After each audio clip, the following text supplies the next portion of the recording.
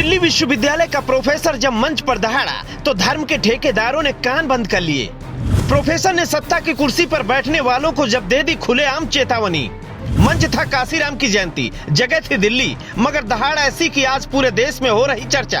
क्योंकि मानसिक रूप से जिनको गुलाम बनाया गया, उनकी पीढ़ियों के लोगों को कोई चंदा के नाम पर, कोई धर्म के नाम पर लड़वा देता है। आपके बच्चे अगर शिक्षित हो जाएंगे, जागरूक हो जाएंगे, तो पीढ़ी दर पीढ़ी आपकी किस्मत बदल कर रख देंगे।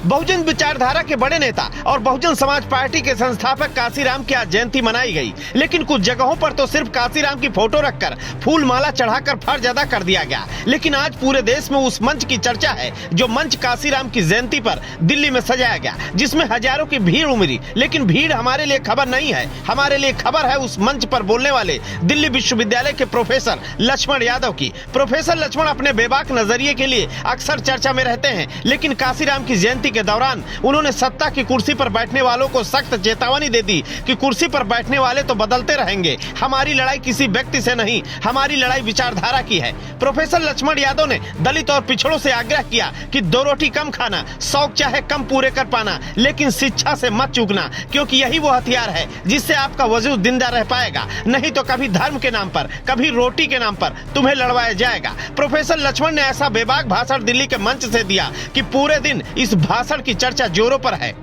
मान्यवर कांशीराम अपने कार्यालय में लड़ने वाले लोगों के साथ खड़े हो गए, नौकरी छोड़कर समाज में लौटे और इस देश में गांव-गांव तक चलकर इस देश के SC, ST, OBC माइनॉरिटी जो इस मुल्क में 90% हैं, उन सबको एक करके बहुजन का नाम दिया था और सबको मिलाकर कहा आपको इस देश का शासक बनना है। जाते जाते गुजारिश, इस जयंती मनाने वाले लोगों का साथ दीजिएगा। आपसे जो लड़ाई जिनसे है ना, किसी व्यक्ति से लड़ाई नहीं है। कोई प्रधानमंत्री बन जाए, कोई राष्ट्रपति बन जाए, कोई मंत्री, सांसद, विधायक बन जाए, अरे वो कुर्सी किराए की है। आज कोई बैठा, कल कोई बैठेगा, लेकिन जिस कुर्सी पर डॉक्टर अंबेडकर, डॉक्टर लोहिया, मंडल और कांशीराम बैठे हैं, उस कुर्सी को कोई अब हथिया नहीं सकता। वो वास्तविक कुर्सी है।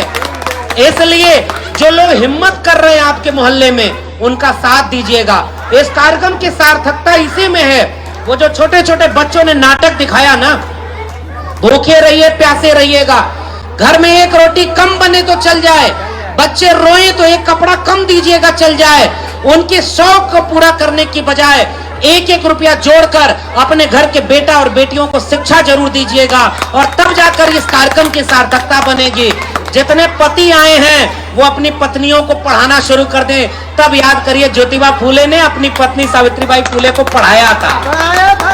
अगर महिलाएं नहीं पढ़ेंगी तो कोई कार्यक्रम का मतलब नहीं है भाई। जितनी लड़कियां इस कार्यक्रम में आई हैं, घर में जाकर थोड़ी लड़ाई जरूर करना कि वहां जाकर जोर से जय भीम बोलते हो। अब मुझे तब तक पढ़ाओ जब तक मैं अपने पैर पर खड़ी न हो जाऊं और अपना अधिकार, अपना निर्णय अपने से न ले लूं। पढ़ाई सबसे जरूरी चीज है, क्योंकि मानसिक रूप से जिनको गुलाम बनाया गया, उनकी पीढ़ियों के लोगों को कोई चंदा के नाम पर, कोई धर्म के नाम पर लड़वा देता है। आपके बच्चे अगर शिक्षित हो जाएंगे, जागरूक हो जाएंगे, तो पीढ़ी दर पीढ़ी आपकी किस्मत बदल कर रख देंगे। इसलिए आज मान्यवर कांशीराम को याद करते हुए मैं बधाई देता हूं आयोजकों को और इनकी पूरी टीम को। अभी तो ये पहला कार्यक्रम है, कुछ दिन और कार्यक्रम करिए, ये पूरा मेला ग्राउंड भर जाएगा।